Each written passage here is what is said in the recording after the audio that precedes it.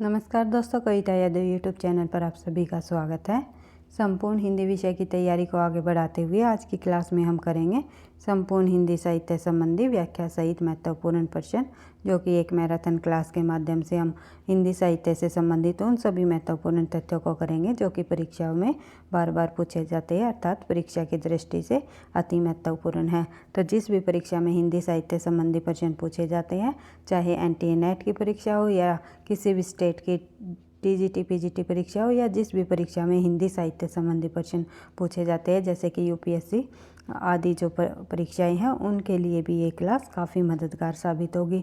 तो एक एक प्रश्नों को उसके विद सॉल्यूशन के साथ व्याख्या सहित तथ्यों को देखते हुए हम करते हैं, ताकि एक प्रश्न से संबंधित आपको और अन्य इम्पोर्टेंट काफ़ी सारे तथ्य देखने को मिले। अगर परीक्षा में प्रश्नों को अगर घुमा फिरा कर भी पूछ लिया जाए तो उसका सही आंसर आप दे सको। तो शुरुआत कर लेते हैं।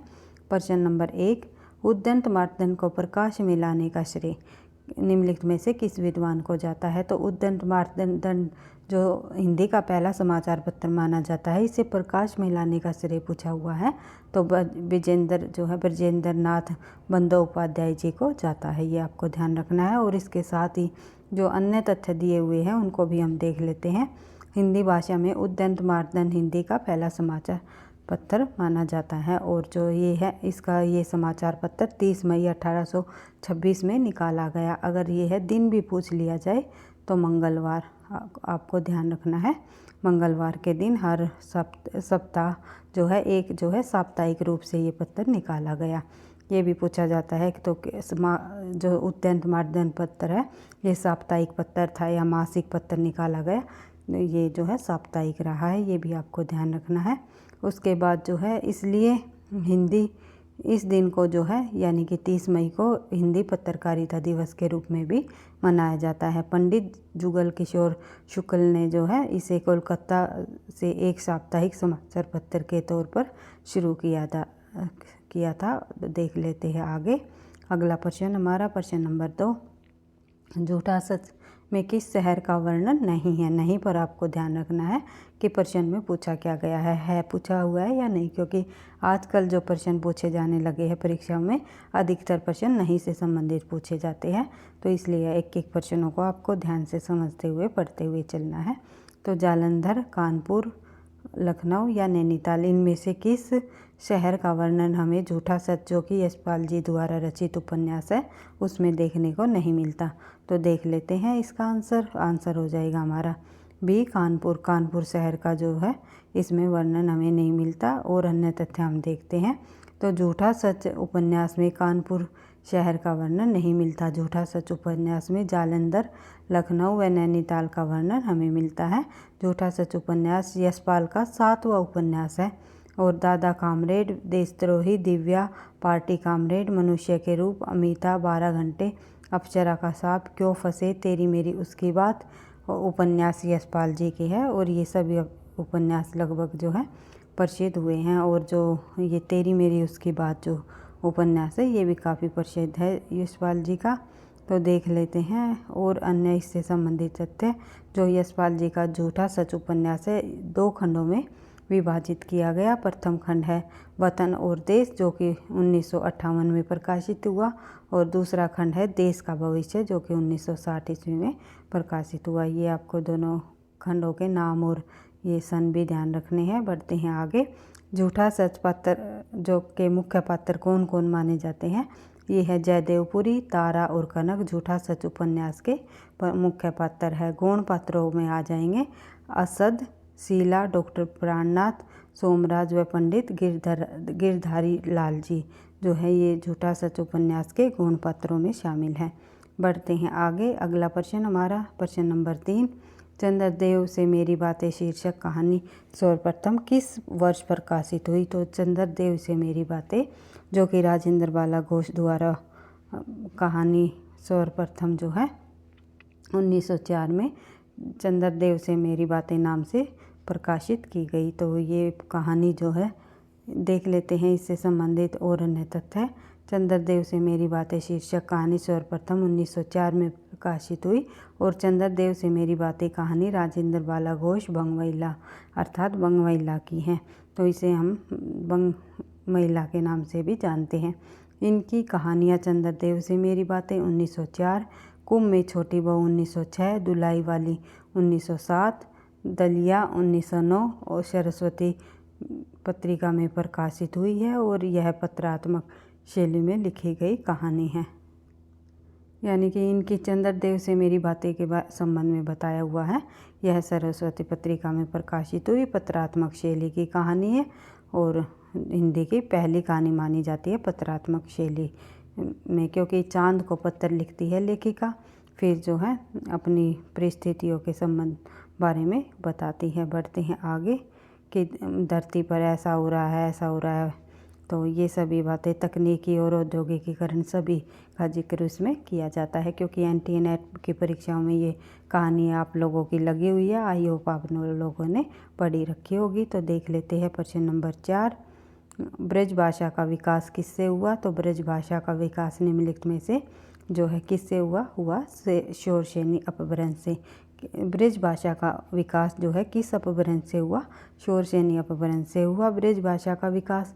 तो देख लेते हैं इससे संबंधित अन्य तथ्य। ब्रज भाषा एक क्षेत्रीय ग्रामीण भाषा है जो पश्चिमी उत्तर प्रदेश व उत्तराखंड में बोली जाती है। इसके अलावा यह हरियाणा, राजस्थान और मध्य प्रदेश के कुछ जनपदों में भी बोली जाती है। अन्य भारतीय भाषाओं की तरह ये भी संस्कृत से जन्मी है। यानी ब्रज भाषा का जन्म कहाँ से हुआ ये पूछ लिया जाए तो ये अन्य भारतीय भाषाओं की तरह संस्कृत भाषा से ही जन्मी है। इस भाषा में प्रचुर मात्रा में साहित्य भी उपलब्ध है। यानी प्रचुर मात्रा में सबसे अधिक जो साहित्य हमें देखने को मिला है वो ब्रज भाषा में ही मिला है। तो देख लेते हैं, जैसे कि पूरे के पूरा जो रीतिकाल है वो ब्रज भाषा में ही लिखा गया। और जो है जहाँ से हम शुरुआत कर लेते हैं, आदिकाल में भी कुछ शब्द हमें कुछ रचनाओं में ब्रज भाषा के देखने को मिले। तो भक्ति काल तक आते आते हमारे जो कृष्ण काव्य धारा के प्रतिनिधि कवि माने जाते हैं सूरदास जी, उन्होंने भी जो है ब्रज भाषा में रचनाएं लिखी हैं। तो उसके बाद रीतिकाल में भी ब्रज भाषा में रचनाएं लिखी गई। उसके बाद जो है भारतेंदु युग तक जो है ब्रज भाषा में रचना लिखी गई। द्विवेदी युग तक जो धीरे धीरे जो है फिर खड़ी बोली का विकास हुआ। उसके बाद देख लेते हैं अगला प्रश्न नंबर 5, अपभ्रंश में उत्तरकालीन अवस्था का नाम बताइए। तो अपभ्रंश में उत्तरकालीन अवस्था का जो नाम है वो अवहट है। उत्तरकालीन का मतलब होता है अपभ्रंश की उत्तरकालीन, यानी कि थोड़ी बाद की जो अवस्था होती है वो कौन सी है, वो है अवहट।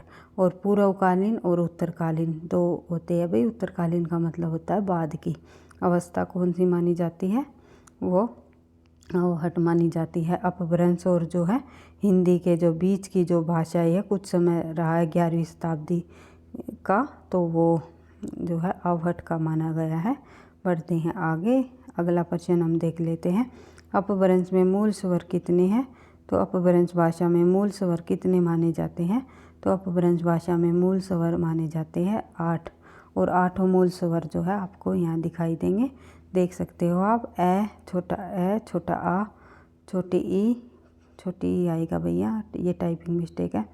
बड़ी ई, ऊ, उसके बाद एक सेकंड में ये थोड़ा यहाँ टाइपिंग मिस्टेक हो गया, छोटा ऊ, इसके यहाँ पर आएगा बड़ा ऊ, तो फिर ए ओ, ये जो है 8 स्वर मूल स्वर माने जाते हैं अपभ्रंश भाषा के, ये आपको ध्यान रखने हैं। बढ़ते हैं आगे, अगला प्रश्न हमारा देख लेते हैं, मगही किस हिंदी प्रदेश की बोली है।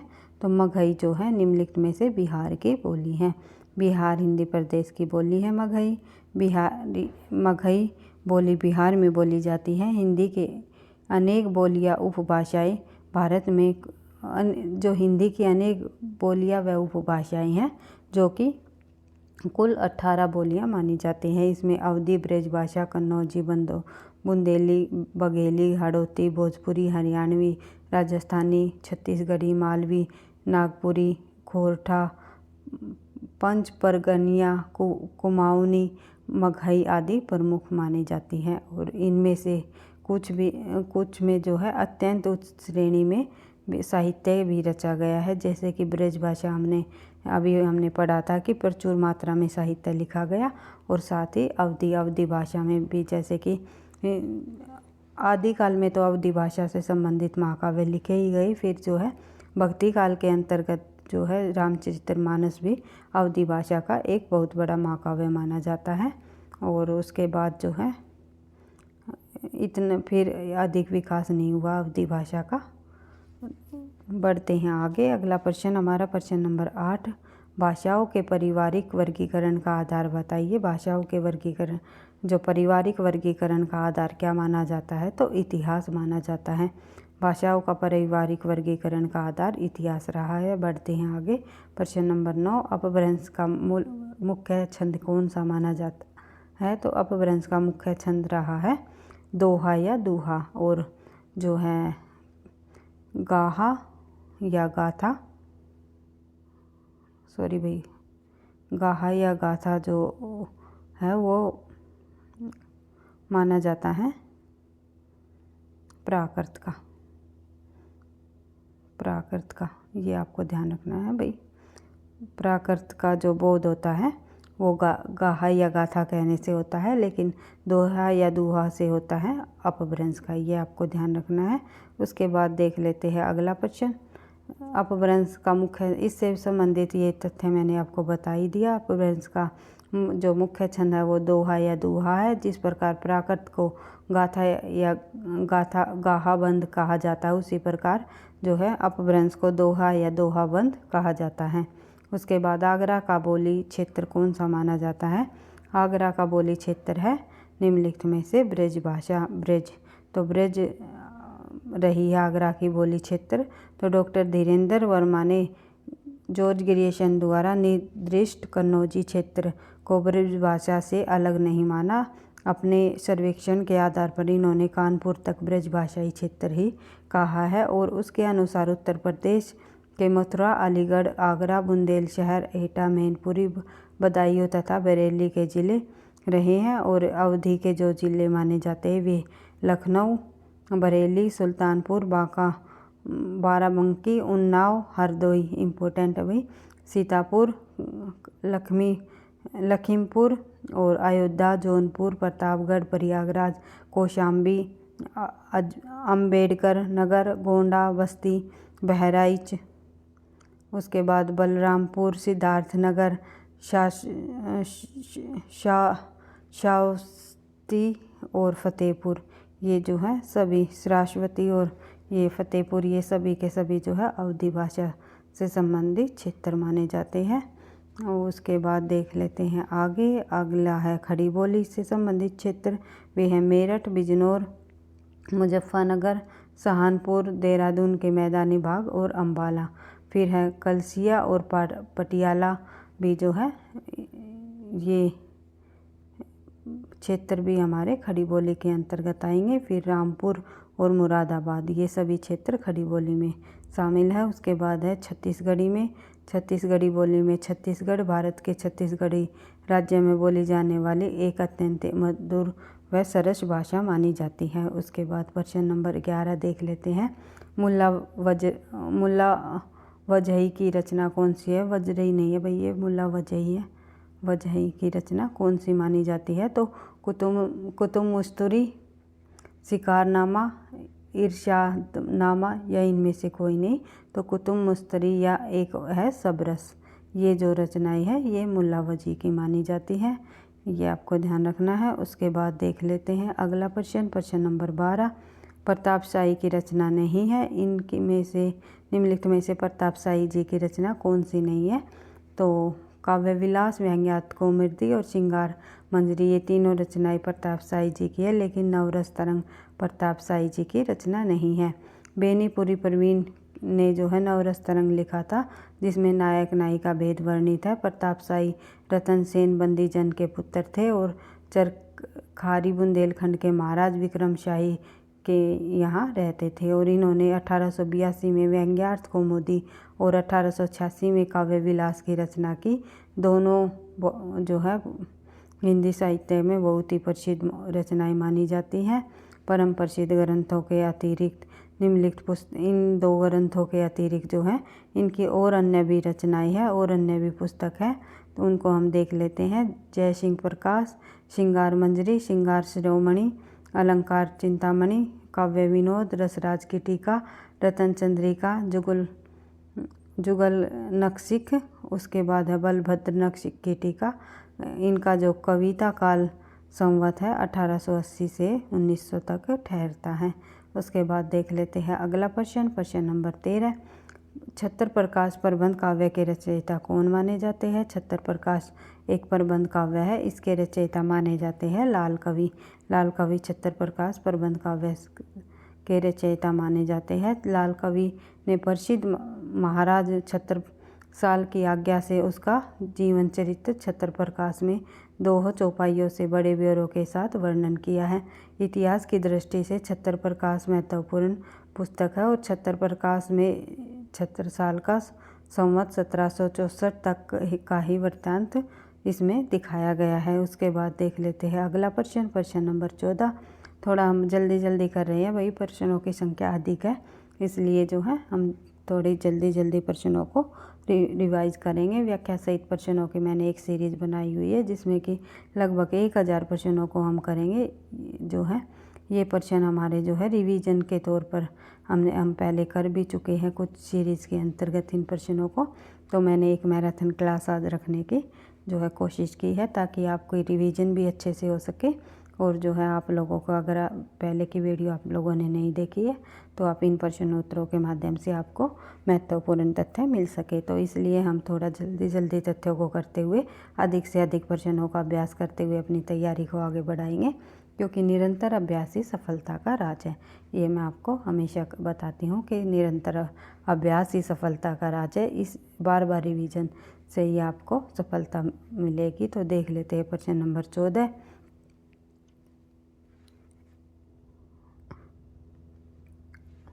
अगर भैया आपको वीडियो पसंद आती है तो प्लीज़ लाइक भी कर दिया करो, और आपके लाइक और कमेंट से मुझे और नेक्स्ट क्लास बनाने का मोटिवेशन भी मिलता है। सॉरी भी।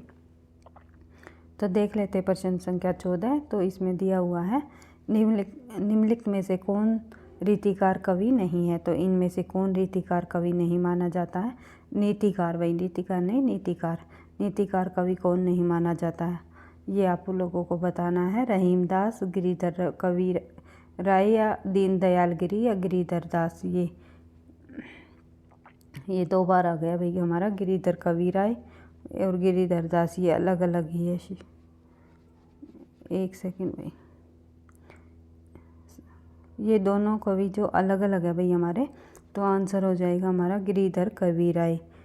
देख लेते हैं, यहाँ ऑप्शन कुछ और आएगा। एक सेकंड भाई, इसकी जगह हम कोई और अन्य कवि रख सकते हैं भाई। ये एक ही है दोनों कवि, जो कि भारतेंदु जी के पिता रहे हैं। बेनी परवीन को भी रख सकते हैं हम, क्योंकि उन्होंने भी नीति संबंधी अपने जो काव्य लिखे थे। तो देख लेते हैं इससे संबंधित महत्वपूर्ण तथ्य। गिरिधर दास भारतेंदु बाबू हरिश्चंद्र के पिता थे। ब्रज भाषा के बहुत ही प्रसिद्ध प्रौढ़ कवि भी माने जाते हैं। इनका नाम तो बाबू गोपाल चंद था, पर कविता में अपना जो उपनाम जो है वे गिरिधर दास या गिरधार या गिरिधर धरन आदि बताते हैं। और भारतेंदु जी इनके संबंध में लिखते भी है कि श्री गिरिधर दास कवि रचे ग्रंथ 40, जो इन्होंने जो है लगभग 40 ग्रंथों की रचना की है। तो ये कई बार परीक्षाओं में पूछा जाता है कि ये पंक्ति किसकी है, तो भारतेंदु जी की। ये बढ़ते हैं आगे। अगला प्रश्न हम देखते हैं, निम्नलिखित में से किन लेखकों का संबंध फोर्ट विलियम कॉलेज से था? तो फोर्ट विलियम कॉलेज से संबंध रखने वाले निम्नलिखित में से जो है, इनमें से किन लेखकों का संबंध फोर्ट विलियम कॉलेज से था? राजा लक्ष्मण सिंह, शिव प्रसाद सितारे हिंद, या फिर राम प्रसाद निरंजनी, बैकुंठ नाथ मिश्र, या जुगल किशोर, या बाल मुकुंद गुप्त, या फिर लल्लू लाल या सैदल मिश्र। सही आंसर हो जाएगा हमारा लल्लू लाल अथवा सैदल, लल्लू लाल और सैदल मिश्र, अथवा नहीं लगा सकते भाई, सॉरी, लल्लू लाल और सैदल मिश्र, ये 2 विद्वान जो है इनका संबंध फोर्ट विलियम कॉलेज से माना जाता है। तो इससे संबंधित और अन्य तथ्य हम देखते हैं। तो फोर्ट विलियम कॉलेज से संबंधित जो लल्लू लाल को भाखा मुंशी भी कहा जाता है, और गिल क्राइस्ट को फोर्ट विलियम कॉलेज में हिंदुस्तानी विभाग अध्यक्ष के रूप में नियुक्ति भी किया था। उसके बाद नासिक के तोपख्यान की रचना सैदल मिश्र ने की, जो कि 1803 में किया गया। इसकी भाषा जो है संस्कृत निष्ठ हिंदी मानी जाती है। उसके बाद देख लेते हैं, सैदल मिश्र उन दिनों कोलकाता में फोर्ट विलियम कॉलेज में कार्यरत रहे थे। यह पुस्तक भी पाठ्य पुस्तकों के अभाव की पूर्ति की गिलक्राइस्ट की कोशिशों का परिणाम माना जाता है और फोर्ट विलियम कॉलेज कोलकाता में स्थित प्राच्य विद्याओं एवं भाषाओं के अध्ययन का केंद्र भी माना जाता है। बढ़ते हैं आगे। इसकी स्थापना, फोर्ट विलियम कॉलेज की स्थापना 10 जुलाई, कई बार जो है महीने का नाम भी पूछ लिया जाता है, 10 जुलाई 1800 को तत्कालीन गवर्नर जनरल वेल्जली ने किया था। वेल्जली की अध्यक्षता में की गई थी। फोर्ट विलियम कॉलेज की स्थापना कई बार पूछ लिया जाता है। और देख लेते हैं आगे। इस संस्था द्वारा संस्कृत, अरबी, फारसी, बांग्ला, हिंदी, उर्दू आदि के हजारों पुस्तकों का अनुवाद भी किया है। और शिक्षा दीक्षा के लिए जॉन गिलक्राइस्ट की अध्यक्षता में वेल्जली ने ओरिएंटल सेमिनरी की स्थापना भी की है तथा बाद में फोर्ट विलियम कॉलेज में परिवर्तित भी हुए। बढ़ते हैं आगे।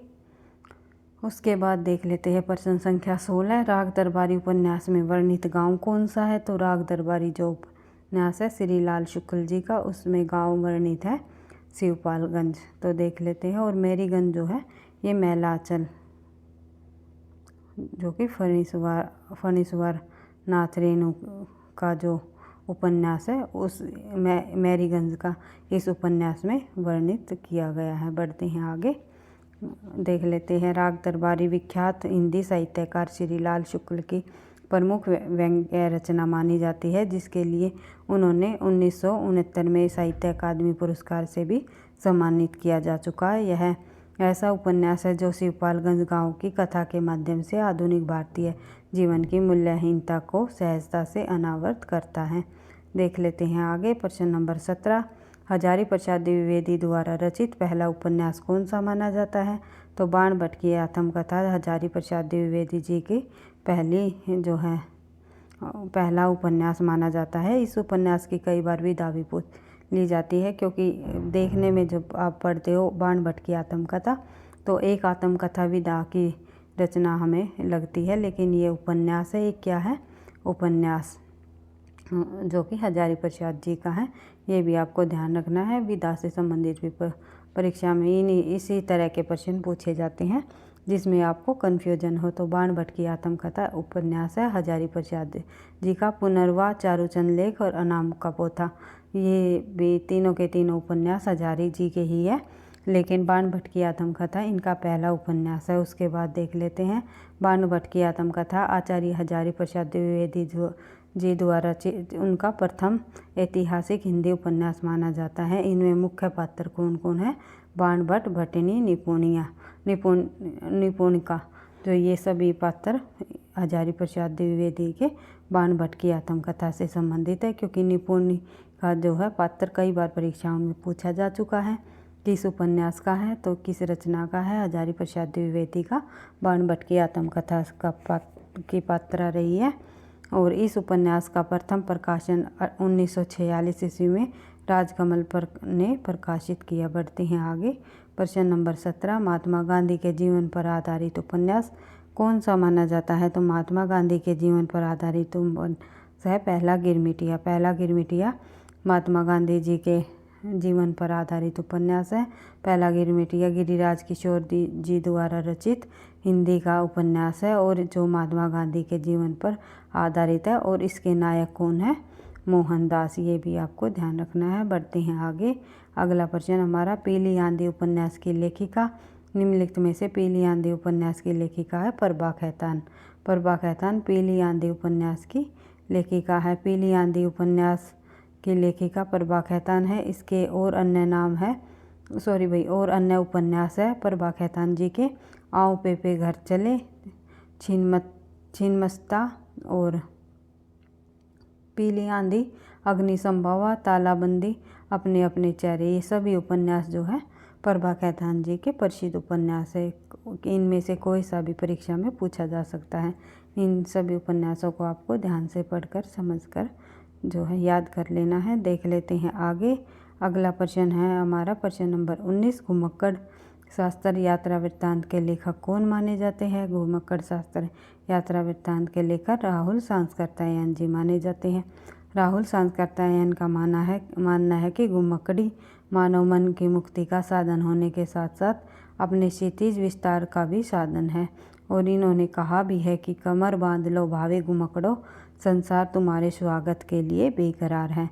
ये अगर कथन भी पूछ लिया जाए तो राहुल सांस्कृत्यायन जी द्वारा कहा गया है अपने यात्रा वृत्तांत में। तो राहुल ने अपनी यात्रा के अनुभवों को आत्मसात करते हुए घुमक्कड़ शास्त्र जो है यात्रा वृत्तांत लिखा है। तो ये आपको ध्यान रखना है। बढ़ते हैं आगे। अगला प्रश्न नंबर 20। गोवध निवारण की भावना से लिखा गया उपन्यास निम्नलिखित में से कौन सा है? वो है निशाई हिंदू। आप सभी को पता है निशाई हिंदू जो उपन्यास है वो किन का है? राधा कृष्ण दास जी का है। निशाई हिंदू उपन्यास के लेखक राधा कृष्ण दास है। 1889 ईस्वी में लिखा गया निशाई हिंदू में हिंदुओं की निस्सहायता और मुसलमानों की धार्मिक कट्टरता का इसमें चित्रण दिखाया गया है तथा गोवध निवारण की भावना से लिखा गया यह उपन्यास है। ये आपको ध्यान रखना है। उसके बाद देख लेते हैं अगला प्रश्न नंबर 21। विनायक उपन्यास का पात्र कौन है? तो विनायक उपन्यास का पात्र निम्नलिखित में से जो है नूतन ब्रह्मचारी है। तो विनायक उपन्यास का पात्र नूतन ब्रह्मचारी है। और जो है इससे संबंधित और अन्य तथ्यों की बात करें तो विनायक उपन्यास जो विनायक पात्र है नूतन ब्रह्मचारी जो कि बालकृष्ण भट्ट जी द्वारा रचित उपन्यास है। विनायक इसका पात्र है। और हिंदी के विख्यात साहित्यकार रमेश चंद्र शाह द्वारा रचित एक उपन्यास भी है विनायक नाम से। भाई विनायक नाम से जो है एक उपन्यास का नाम भी है जो कि रमेश चंद्र शाह जी द्वारा 2014 में साहित्य अकादमी पुरस्कार से सम्मानित भी किया जा चुका है। जिस भी रचना को किसी भी पुरस्कार से सम्मानित किया जा चुका है वो अपने आप में इम्पोर्टेंट रचना हो जाती है। तो पूछा भी जा सकता है पात्र का, तो कई बार परीक्षाओं में पूछा गया है विनायक जो नामक पात्र किस उपन्यास का है। लेकिन ये भी पूछा जा सकता है कि विनायक जो रचना है वो किस लेखक की है। तो ये दोनों तथ्य आपको ध्यान रखना है। तो विनायक पात्र जो है आप लोगों को ध्यान रखना है नूतन ब्रह्मचारी का उपन्यास का जो कि बाण भट्ट जी किया है। और रचना का नाम पूछ लिया जाए तो रमेश चंद्र शाह जी का। ये आपको ध्यान रखना है। बढ़ते हैं आगे। अगला प्रश्न है प्रश्न संख्या 12 बरस ले कुकर जिए अरु 16 ले जिए सियार किसकी पंक्ति है? यह पंक्ति जो है जगनिक जी की है। परमाल रासो रचना से ली गई है। तो देख लेते हैं इससे संबंधित तथ्य। इस पंक्ति के रचयिता कि 12 बरस ले कुकर जिए 13 ले जिए सियार।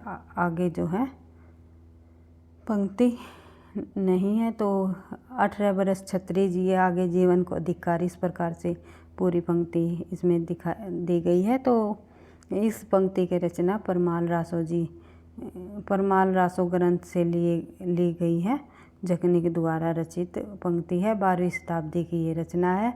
यह आदिकालीन हिंदी साहित्य की एक वीर गाथात्मक रासो काव्य है। आज के समय में परमाल रासो का केवल एक आलेखन ही उपलब्ध हुआ है। हालांकि इस रचना के काल के विषय में काफ़ी मतभेद है। कहीं पर से जो है 12वीं शताब्दी तो कहीं जो है 16वीं शताब्दी इस रचना का समय बताया जाता है। कवि जगनिक जो कलिंदर या महोबा के राजा परमाल के दरबारी थे उसके संबंध में इसको बताया है। बढ़ते हैं आगे। अगला प्रश्न नंबर 23। आचार्य रामचंद्र शुक्ल ने रासो शब्द का संबंध किससे माना है? तो शुक्ल जी ने रासो शब्द का संबंध है वो माना है रासायन से। अलग अलग विद्वानों ने रासो शब्द का संबंध अलग अलग शब्दों से माना है। तो किसी ने रासायन से माना, किसी ने रसिक से माना, किसी ने रास से माना, तो किसी ने रासक से माना। सर्वमान्य हम कह सकते हैं रासक से है रासो शब्द की उत्पत्ति। इससे संबंधित और अन्य तथ्य देखें तो आचार्य रामचंद्र शुक्ल ने रास शब्द की उत्पत्ति रासायन से मानी है। बिसल देव रासों के काव्य के अर्थ में रासायन शब्द बार बार आया है, अतः हमारी समझ में इस जो रासायन शब्द से होते हुए ही रासो हो गया है, ये कहा है आचार्य रामचंद्र शुक्ल जी ने। उसके बाद देख लेते हैं रसिक से मानने वाले विद्वान, तो नरोत्तम स्वामी। रास से माने विद्वान है गौरी, एक सेकंड भाई, गौरी शंकर ओझा जी। और रासक से मानी है हजारी प्रसाद द्विवेदी ने। बढ़ते हैं आगे, प्रश्न संख्या हमारी 24। हजारी प्रसाद द्विवेदी किसे हिंदी का प्रथम कवि मानते हैं? तो अलग अलग विद्वानों ने हिंदी का प्रथम कवि भी अलग अलग माना है। तो अब्दुल रहमान जी को हिंदी का प्रथम कवि माना है हजारी प्रसाद द्विवेदी ने। तो इसके अलावा और अन्य तथ्य जब हम देखें तो सरहप्पा को प्रथम कवि माना राहुल संस्कृतायन ने। स्वयंभू को प्रथम कवि माना राम कुमार वर्मा ने। पुष्यदंत को प्रथम कवि माना शिव सिंह सिंगर ने। ये आपको ध्यान रखना है। उसके बाद जो है अगला प्रश्न हमारा प्रश्न संख्या 25। संविधान के 92वें संशोधन अधिनियम 2003 द्वारा कितनी भाषाओं को भारतीय भाषाओं में शामिल किया गया? मैंने आपको बताया है संविधान में कुल जो है केवल वर्तमान में 22 भाषाएं शामिल है। इन 22 भाषाओं में जो है कौन कौन है, तो इसका आंसर देख लेते हैं पहले भाई। इसका आंसर हो जाएगा हमारा 4 कि संविधान में 92वें संशोधन के अधिनियम 2003 में जो है 4 भाषाओं को सम्मिलित किया गया, जिसमें शामिल है मैथिली, डोगरी, संथाली और बोडो। ये 4 भाषाएं इसमें शामिल की गई। तो इससे संबंधित जब हम अन्य तथ्य देखें तो डोगरी जो संविधान की 8वीं अनुसूची में है 22 भाषाओं को शामिल किया गया। इन 22 भाषाओं में कौन कौन सी शामिल है, तो ये भी एक बार देख लेते हैं। असमिया, बांग्ला, गुजराती, हिंदी, कन्नड़, कश्मीरी, कोंकणी, मलयालम, मणिपुरी, मराठी, नेपाली, ओडिया, पंजाबी, संस्कृत, सिंधी, तमिल, तेलुगु, उर्दू, बोडो, संथाली, मैथिली और डोगरी। कई बार परीक्षा में ये पूछ लिया जाता है निम्नलिखित में से 22 भाषाओं में कौन सी भाषा शामिल नहीं है। 3 भाषाएं दे दी जाती हैं इनमें से कोई भी, और चौथी जो है ऐसी भाषा दे दी जाती है जो आप बार बार हिंदी साहित्य में उसका जिक्र करते हो आप, और जो है वो संविधान की 8वीं अनुसूची में शामिल नहीं है। जैसे कि हमारी हो गई ब्रज भाषा। ब्रज भाषा भी दे दी जाती है कई बार ऑप्शन में, और कई अन्य जैसे कि अवधी भी कई बार दे दी जाती है। तो कई ऐसी भाषाएं हैं जो 22 भाषाओं में शामिल नहीं है। ये बोलियां हैं एक तरह से हम देखें तो, और ऑप्शन में हमें दे दी जाती है। तो देख लेते हैं इन भाषाओं में 14 भाषाओं को इन भाषाओं में से 14 भाषाओं को संविधान में प्रारंभ में ही शामिल कर लिया गया था। अगर शुरुआत में पूछ लिया जाए शुरुआत में संविधान में कितनी भाषाओं को मान्यता प्राप्त थी, केवल 14 भाषाओं को। लेकिन उसके बाद जो जैसे जैसे संशोधन हुए तो किस संशोधन में कितनी भाषाओं को जोड़ा गया, ये आप लोगों को अच्छे से समझ लेना है, क्योंकि यहाँ से एक क्वेश्चन अवश्य ही आपके परीक्षा में पूछा जाता है।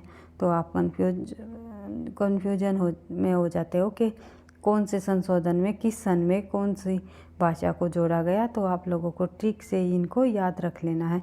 तो 1967 में सिंधी भाषा को जो 21वां संशोधन हुआ था, सबसे पहले जो संशोधन हुआ था 1967 में 21वां संशोधन, उसमें 8वीं अनुसूची में शामिल किया गया सिंधी भाषा को। ये पहले जो है 14 भाषाएं थी, फिर एक को शामिल किया गया केवल, कौन सी को, सिंधी को। और संशोधन कौन सा था, 21वां संशोधन। उसके बाद जो है 1992 में 71वें संशोधन में 3 भाषाओं को शामिल किया गया। कौन सी, 1992 में 71वें संशोधन में, वो है कोंकणी, मणिपुरी और नेपाली।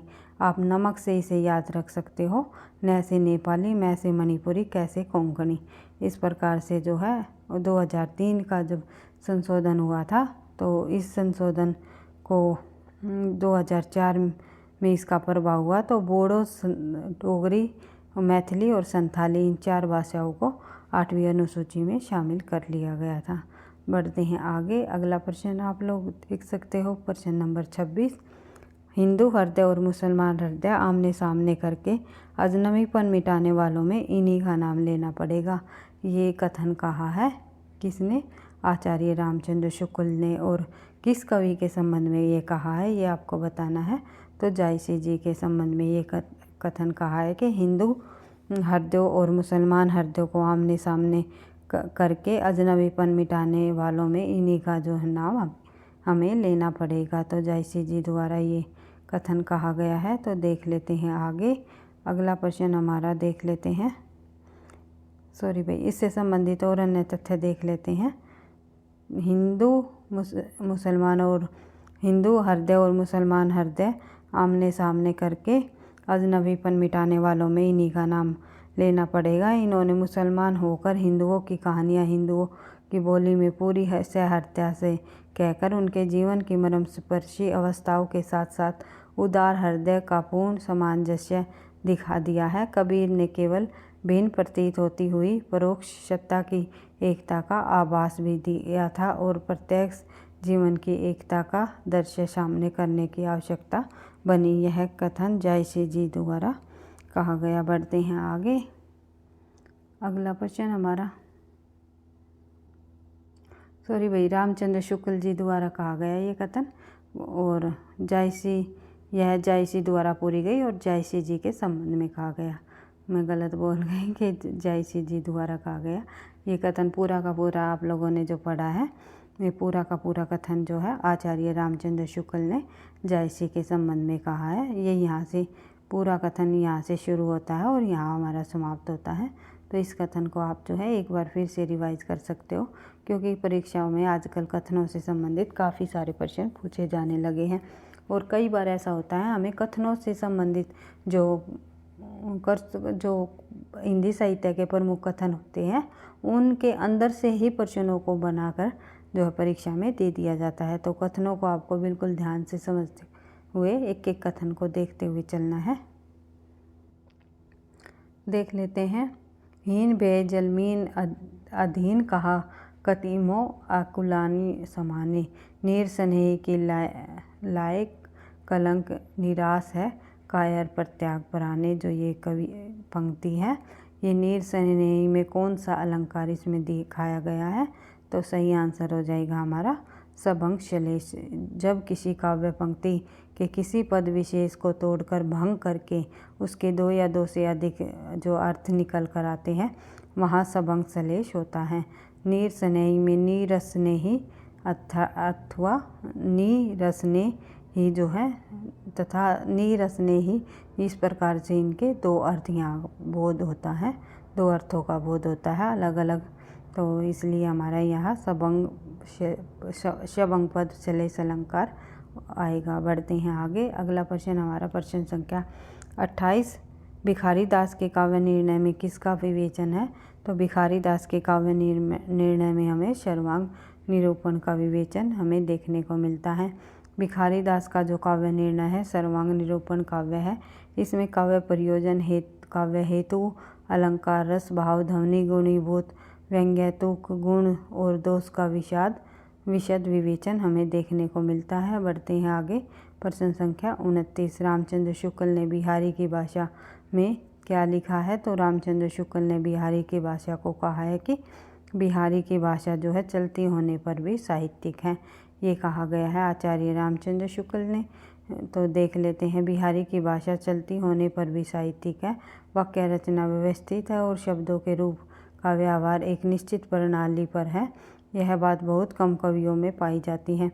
भूषण और देव के शब्दों का व्यवहार किया बिहारी की भाषा इस दोष से भी बहुत कुछ मुक्त मानी जाती है। बढ़ते हैं आगे, अगला प्रश्न हमारा प्रश्न संख्या 30, जहाँ कलह तह सुख नहीं कलह सुखन को सूल, सबे कलह एक राज कलह को मूल। जो ये पंक्ति है इसमें इस दोहे द्वारा किस कवि ने अतीतकालीन चित्तवृत्ति का वर्णन किया है? तो सही आंसर हो जाएगा हमारा नागरीदास। नागरीदास जी की प्रमुख पंक्तियाँ रही है। ये कलह जो है, एक सेकंड में, कलह जहाँ कलह तह सुख नहीं, जहाँ पर कलह होता है वहाँ सुख नहीं होते। कलह सुखन को सूल, जो ये कलह होता है ये सभी सुखों का जो है सूल होता है, यानी कि सभी सुखों का हम कह सकते हैं कि सभी सुखों को जो है समाप्त करने वाला होता है।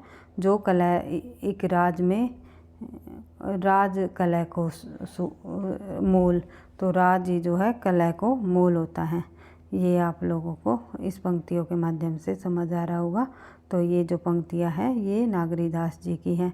नागरीदास जी का वास्तविक नाम है सावंत सिंह। कई बार परीक्षाओं में साहित्यकारों के उपनाम अर्थात वास्तविक नाम भी पूछ लिए जाते हैं। तो किशनगढ़ के राजा थे नागरीदास जी, और ग्रह कलह से उबर कर वृंदावन चले गए थे। इनकी पंक्तियों में भी ये बात झलकती है कि वह विरक्त भक्त के रूप में रहने लगे और आगे चलकर नागरीदास से नाम से प्रसिद्ध भी हो गई। बढ़ते हैं आगे। प्रश्न संख्या 31। मुड़ मुड़ कर देखता हूँ किसकी आत्मकथा है? मुड़ मुड़ कर देखता हूँ राजेंद्र यादव की आत्मकथा है। राजेंद्र यादव ने 8 उपन्यास तथा 150 अधिक कहानियाँ लिखी हैं। प्रेत बोलते हैं, उखड़े हुए लोग, उल्टा, शह और मात, एक मुस्कान, अनदेखे अने पुल, मंत्र बुद्धि, एक था शैलेंद्र आदि उपन्यास इन्होंने लिखे हैं राजेंद्र यादव ने।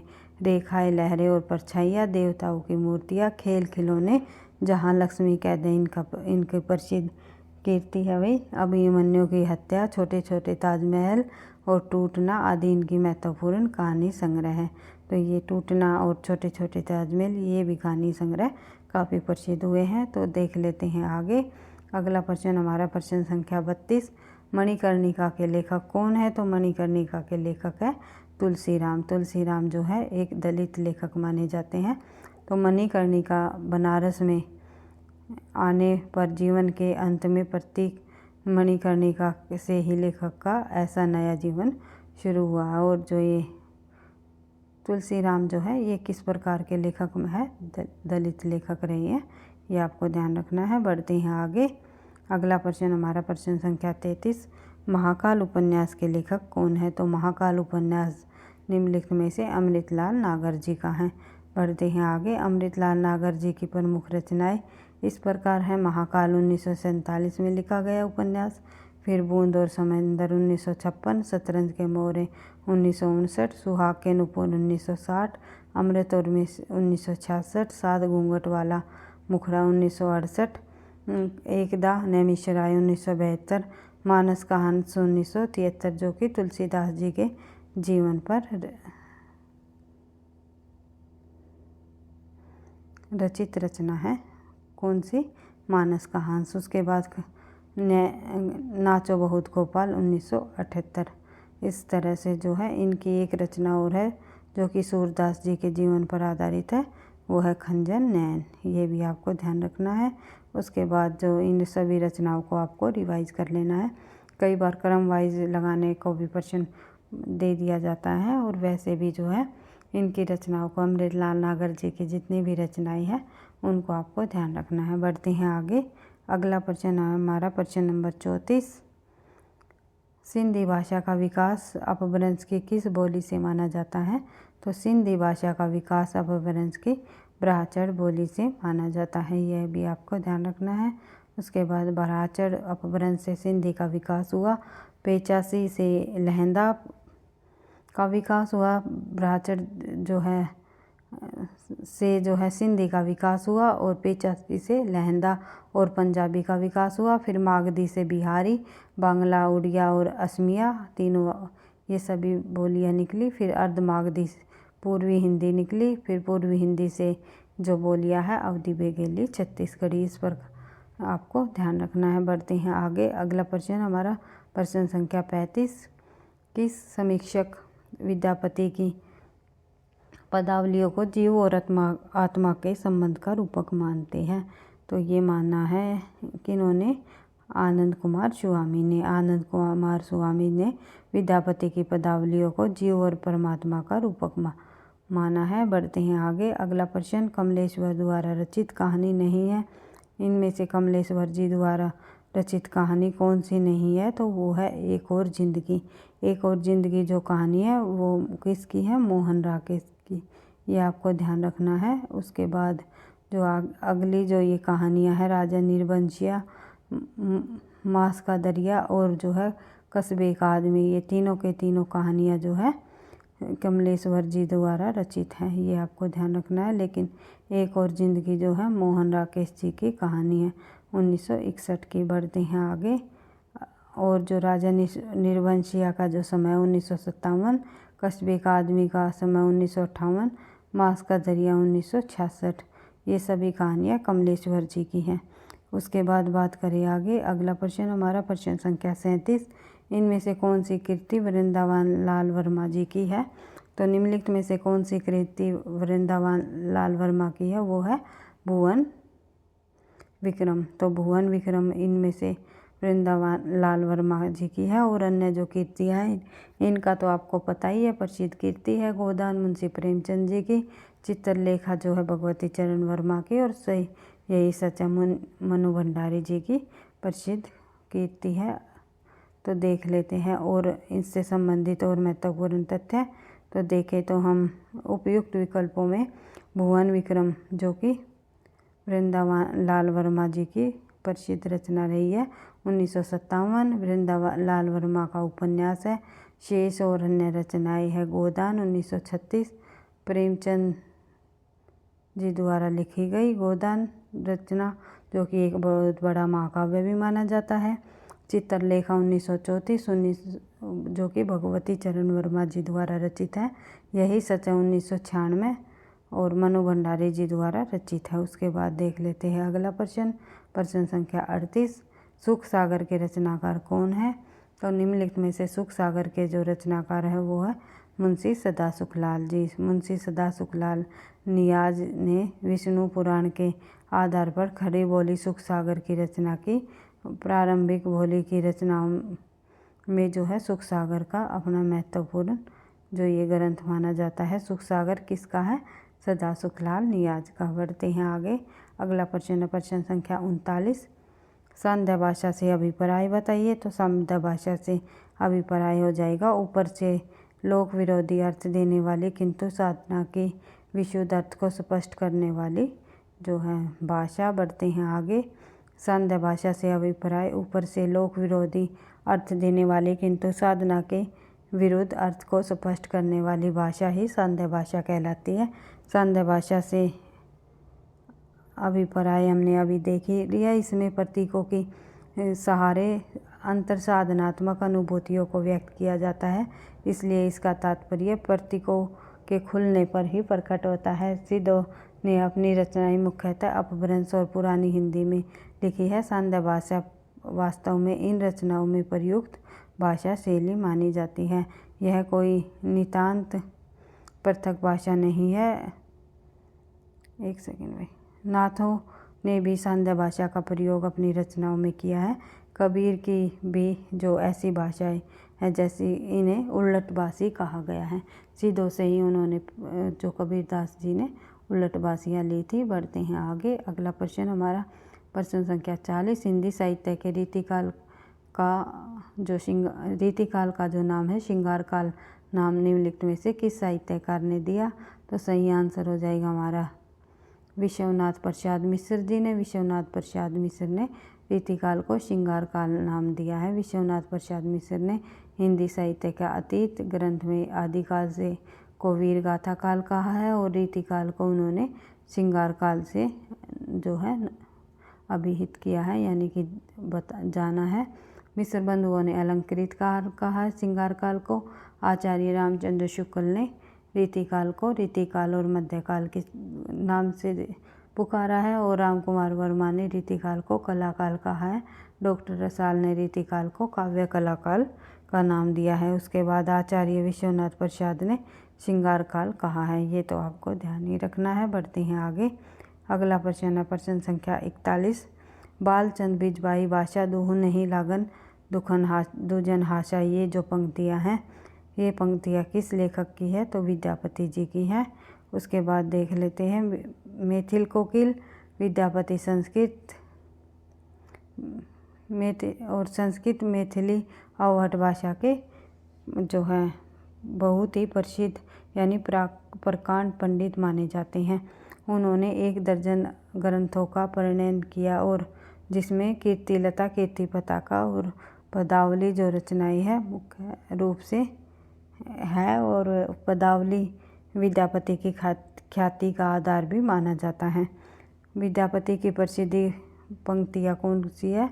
बालचंद बिजबाई भाषा, दुहु दुजन लगन दुजन आशा जो है, ये पंक्तियाँ विद्यापति जी की प्रसिद्ध पंक्तियाँ मानी जाती हैं। विद्यापति का जो जन्म है 1392 ईस्वी में हुआ, मृत्यु 1448 ईस्वी में। यह शिव की भक्त थी, यानी कि यह शिव के भक्त थे, यानी कि विद्यापति जो है शिव थे, ना कि वैष्णव। वैष्णव जो है विद्यापति नहीं थे। कई बार पूछा जाता है विद्यापति वैष्णव थे, तो आपको वहीं जो है गलत कर देना है। तो देख लेते हैं आगे।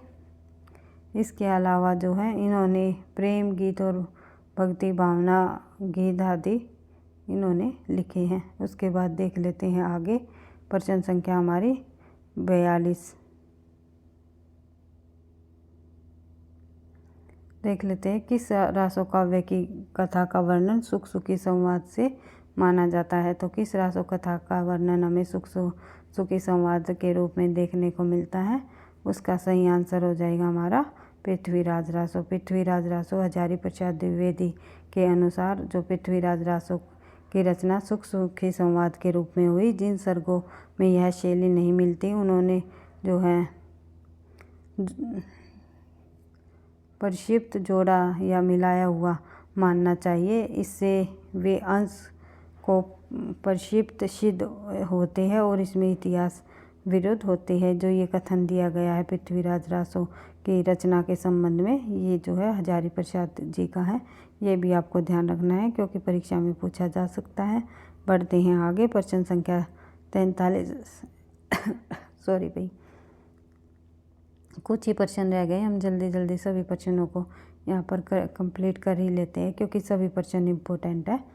लगभग आज की क्लास में हमने 50 प्रश्नों को करने का टारगेट बनाया है, तो देख ही लेते हैं। जल्दी जल्दी प्रश्नों को हम करते हैं। हजारी प्रसाद द्विवेदी के अनुसार धत्ता शब्द का व्यवहार मूलतः किस अर्थ में होता है? तो धत्ता शब्द का जो मूलतः व्यवहार है छेदन के अर्थ में होता है।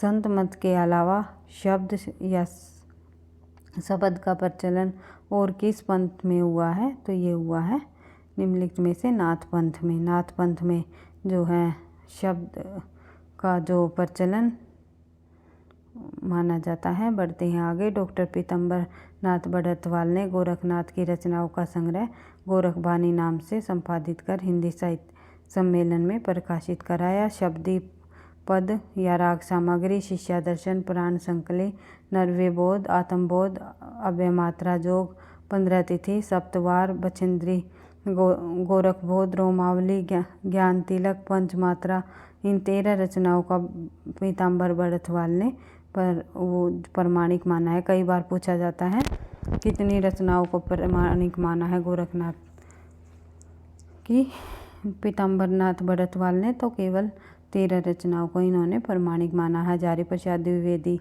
के अनुसार जो है शब्दी गोरखनाथ की सबसे प्रमाणिक रचना मानी जाती है। शब्दी या शब्द का जो प्रचलन है नाथ पंथ में हुआ, संत मत में बहुत प्रचलित। उसके बाद देख लेते भैया अगला प्रश्न। प्रश्न संख्या 45। भारतेंदु हरिश्चंद्र के निम्नलिखित रूप को में भाण कौन सा है? तो भाण जो है भारतेंदु हरिश्चंद्र के नाटकों में कौन सा नाटक है? तो वो है विस्मय विस्मोधन। विस्मय विस्मोधन एक प्रकार से भारतेंदु हरिश्चंद्र के नाटकों में भाण माना जाता है। देख लेते हैं। भारतेंदु हरिश्चंद्र के मौलिक नाटक वैदिक हिंसा ने भवती 1873। इस नाटक में भारतेंदु जी ने मांसाहार के कारण की जाने वाली हत्या पर व्यंग्य किया है। उसके बाद बात करें आगे। प्रेम जोगनी 1974, सत्य हरिश्चंद्र 1975, रत्नावली 1975, विस्मय विस्मोधन जो कि भाण 1976 और भारत जन्य 1977, भारत दर्शा 1980। उसके बाद नील देवी 1900 नहीं 1800 की बात हो रही है ये, सॉरी मैं माफ़ी चाहूँगी, 1900 हम बोल गए तो इसके लिए मैं माफ़ी चाहूँगी। तो फिर से एक बार देख लेते हैं भारतेंदु जी की रचनाओं को। तो प्रेम जोगनी 1874, सत्य हरिश्चंद्र 1875, चंद्रावली 1875 और विस्मय विस्मोधन 1876, भारत जन्य 1877, भारत दुर्दशा 1880 और नील देवी 1880।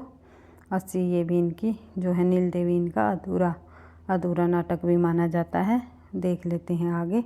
अगला प्रश्न हमारा देखते हैं। सॉरी भाई, नील देवी इनका अधूरा नहीं ऐतिहासिक नाटक माना जाता है। समय ज़्यादा हो गया, पता नहीं शब्दों में इधर उधर गड़बड़ हो रही है, तो कुछ 1-2 प्रश्नों को ही और हम करेंगे। तो देख लेते हैं। अंधेर नगरी 1881 में इस नाटक में ब्रिटिश शासन व्यवस्था और धार्मिक पाखंडों पर इन्होंने प्रहार किया है। ऐसा माना जाता है कि हिंदू नेशनल थिएटर की मांग पर भारतेंदु जी ने इस नाटक की रचना, जो ये अंधेर नगरी जो नाटक है, भारतेंदु जी ने 1881 ईस्वी में इन्होंने की। लेकिन इनका जो मानना जाता है कि एक रात में इस नाटक की इन्होंने भारतेंदु जी ने रचना की है। कई बार परीक्षा में पूछा जाता है कि भारतेंदु जी द्वारा कौन सी रचना जो है एक रात में की, कौन सा ऐसा नाटक है, वो है अंधेर नगरी। फिर है सती प्रताप 1884, भारतेंदु द्वारा और अन्य अनुदित नाटक और इसमें दिए हुए हैं, तो उनको भी हम एक बार रिवीजन कर लेंगे। तो रत्नावली 1868 हर्षवर्धन द्वारा रचित 19 नाटक का अनुवाद है। उसके बाद विद्या सुंदर जो है बांग्ला से अनुदित है 1868। पाखंड विडम्बना 1872 कृष्ण मिश्र द्वारा प्रबोध चंद्रोदय का 3य अंक का अनुवाद माना जाता है। कई बार पूछा जाता है। निम्नलिखित में से भारतेंदु जी का प्रबोध चंद्रोदय नाटक से जो है किस नाटक का अनुवाद है, तो ये है पाखंड विडम्बन। उसके बाद बात करें आगे कपूर मंजरी की, तो कपूर मंजरी 1875 प्राकृत में रचित राजशेखर द्वारा की गई एक अनुदित रचना है। उसके बाद देख लेते हैं मुद्रा राक्षस जो है गुप्तकालीन नाटक है। 1878 विशाख दत्त से संस्कृत नाटक का अनुवाद हुआ है ये मुद्रा राक्षस। उसके बाद दुर्लभ बंधु 1880 शेक्सपियर द्वारा रचित नाटक मंचेस्ट ऑफ वेनिस का अनुवाद है। उसके बाद देख लेते हैं प्रश्न संख्या 43 निम्नलिखित में से 2 समांतर कथाओं पर चलने वाली जो है शंकर शेष का नाटक कौन सा माना जाता है, वो माना जाता है एक और द्रोणाचार्य। निम्नलिखित में से एक और द्रोणाचार्य शंकर शेष जी का 2 समांतर कथाओं पर चलने वाला एक प्रसिद्ध नाटक माना जाता है। तो देख लेते हैं इससे संबंधित तथ्य। तो शंकर शेष जो है विसंगति बोध से जुड़े नाटक है। शंकर शेष जी के जो नाटक है वे विसंगति बोध से जुड़े नाटक रहे हैं और ये विसंगति बोध से जुड़े नाटककार ही माने जाते हैं। उन्हें एक और द्रोणाचार्य 1977 से विशेष ख्याति मिली हुई है। यह 2 समांतरों या प्रसंगों पर चलने वाला नाटक है। एक और अरविंद उसके परिवार और कॉलेज के प्रसंग है, तो दूसरी ओर जो है द्रोणाचार्य उसके परिवार तथा युधिष्ठिर, अर्जुन, भीम, अश्वत्थामा, एकलव्य आदि का प्रसंग इसमें दिखाया गया है। बढ़ते हैं आगे। प्रश्न संख्या 46 कविता करना अत्यंत पुण्य का फल है। इस दुराशा और अत्यंत उत्कंठा से कवि जीवन व्यतीत करने की इच्छा हुई। यह संवाद पंकज प्रसिद्ध पंक्तियाँ जो है जयशंकर प्रसाद के किस नाटक से ली गई है, तो ये ली गई है स्कंदगुप्त नाटक से। कई बार परीक्षाओं में आई हुई पंक्ति है भाई, ये जयशंकर प्रसाद की प्रसिद्ध पंक्ति प्रसिद्ध नाटक जो से ली गई है, जिसका नाम है स्कंदगुप्त नाटक। स्कंदगुप्त के प्रथम अंग में मात्र गुप्त कार्यकर्ता कालिदास का कथन यह है कि कविता करना अत्यंत पुण्य का फल है और इस दुराशा और अंत उत्कंठा से ही कवि जीवन व्यतीत करने की इच्छा हुई। संसार के समस्त अभाव और असंतोष रहकर हृदय को धोखा देता रहा, किंतु विडंबना है कि लक्ष्मी के कालों का भ्रूभंग और शोभ की ज्वाला के अतिरिक्त मिला क्या। यह एक काल्पनिक प्रशंसनीय जीवन और दूसरों की दया में अपना अस्तित्व रखती है। उसके बाद देख लेते हैं प्रश्न संख्या 47 ठेस कहानी के लेखक कौन है, तो ठेस कहानी के लेखक निम्नलिखित में से जो है फणीश्वर नाथ रेणु को माना जाता है। तो फणीश्वर नाथ रेणु के लेखक जो फणीश्वर नाथ रेणु जी द्वारा रचित ठेस कहानी है और इसमें कथा नायक सिरचिन की सादगी तथा करुणा की पृष्ठभूमि की उसकी विलुप्त कला के प्रति ललक का मर्मस्पर्शी चित्रण दर्शाया गया है। बढ़ते हैं आगे।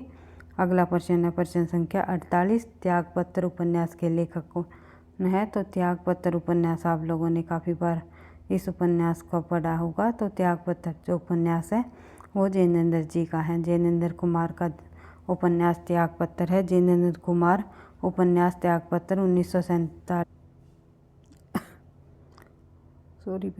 1937 में ये जो उपन्यास प्रकाशित हुआ और हिंदी के सर्वश्रेष्ठ लघु उपन्यासों में मृणाल नामक भाग्यहीनता युवती के जीवन पर आधारित यह मार्मिक कथा अत्यंत प्रभावशाली बन सकी। इस उपन्यास में तो जैनेन्द्र के अन्य औपन्यासिक कीर्तियों में परख 1929, सुनीता 1935, कल्याणी 1930 और उसके बाद सुखदा 1953, विवर्त 1953, व्यतीत 1953, जयवर्धन 1956। इस प्रकार से जैनेन्द्र के उपन्यासों को क्रम वाइज लगाने को भी परीक्षाओं में पूछा जाता है। इनकी सन को भी आपको ध्यान से समझना है।